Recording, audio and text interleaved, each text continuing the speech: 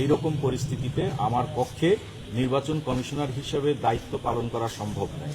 সেই কারণে আমি নির্বাচন কমিশন থেকে পদত্যাগের ঘোষণা দিচ্ছি। গতকালকে অনুষ্ঠিত যে নির্বাচন, সেই নির্বাচনের ভোট গণনা চলছে। এই অবস্থায় বিভিন্ন কথা, বিভিন্ন তথ্য, বিভিন্ন গুজব চারিদিকে ছড়িয়ে আছে।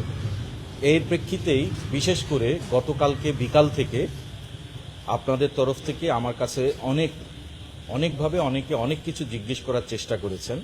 সেই চেষ্টা আমি কিছুক্ষণ আগে পর্যন্ত দেখেছি, এই যে এখনও দেখছি সচল আছে। তাই আপনাদেরকে আমি কষ্ট দিয়েছি যে আসলে একজন একজন করে বলার চেয়ে আপনারা যে আমার আহ্বানে এখানে এসছেন, যে আপনাদের সাথে আপনাদের আপনাদের প্রশ্নগুলোর উত্তর যাতে আমি একবারে দিতে পারি, সে কারণেই আসলে এখানে আসা।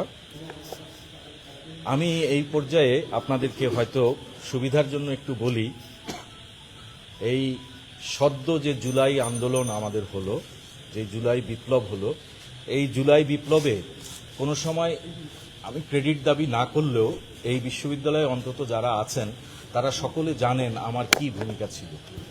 আমি তখনও রাষ্ট্রের সর্বোচ্চ ব্যক্তি থেকে শুরু করে বিভিন্ন গোয়েন্দা সংস্থার হুমকি ধামকির প্রতি মাথা নত করি না।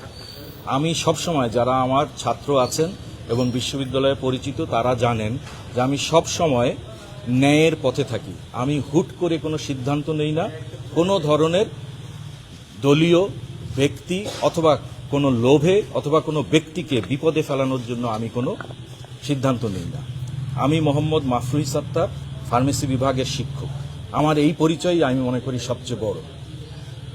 আজকে আপনারা জানেন যে নির্বাচন নিয়ে গতকালকে অনেক ধরনের প্রশ্ন উত্থাপিত হয়েছে।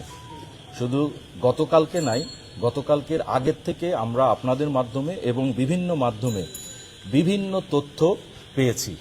সেই তথ্যগুলোকে আমি সবসময় মনে করেছি, এই পর্যন্ত আমি মনে করেছি যে একজন শিক্ষক হিসাবে, একজন নির্বাচন কমিশনার হিসাবে নির্বাচন কমিশনে আমার মতামতটা তুলে ধরে নির্বাচন কমিশনকে এই বিষয়ে সঠিক পদক্ষেপ নিতে সাহায্য করা।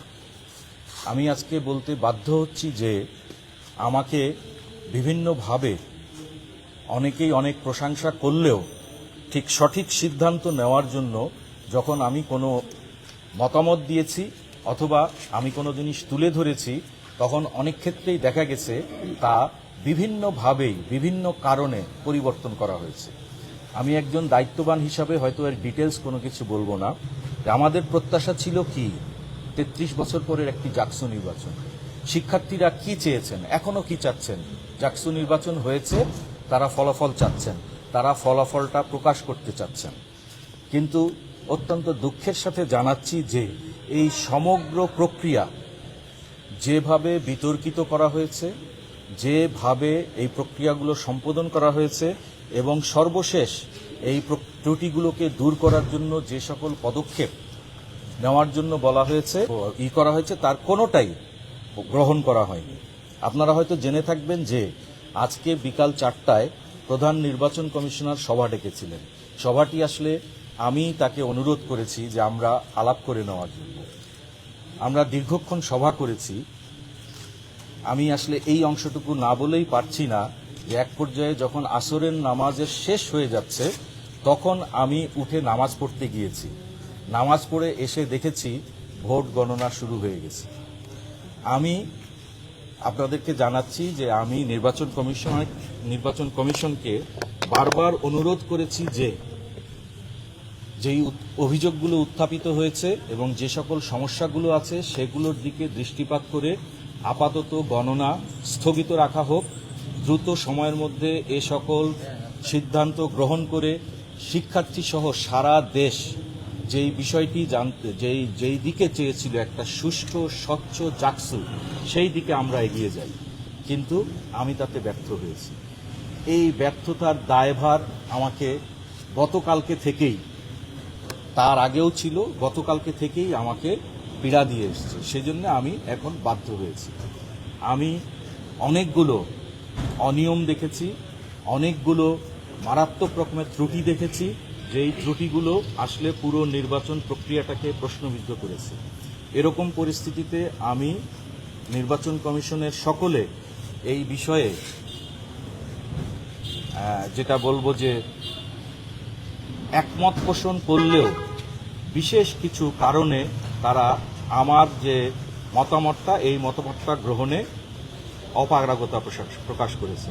সেই কারণে আমি নির্বাচন কমিশনের ওই সিদ্ধান্তে যখন আমি আসরের নামাজ পড়ে এসে দেখেছি যে আমি আমার মতামতটার বিষয়ে সুরাহা না করেই ফলাফল গণনা শুরু হয়ে গেছে, তখন আমি এই বিষয়ে প্রধান নির্বাচন কমিশনারকে আমার যে দ্বিমত সেই দ্বিমতটি লিখিতভাবে জানিয়ে এসেছি। সময় খুব কম হওয়ার কারণে এই রকম পরিস্থিতিতে আমার পক্ষে নির্বাচন কমিশনার হিসেবে দায়িত্ব পালন করা সম্ভব নয়। সেই কারণে আমি নির্বাচন কমিশন থেকে পদত্যাগের ঘোষণা দিচ্ছি। আমি অতি দ্রুত এই সংক্রান্ত যে লিখিত বক্তব্য তা আপনাদেরকে এবং নির্বাচন কমিশনকে জানিয়ে দিব।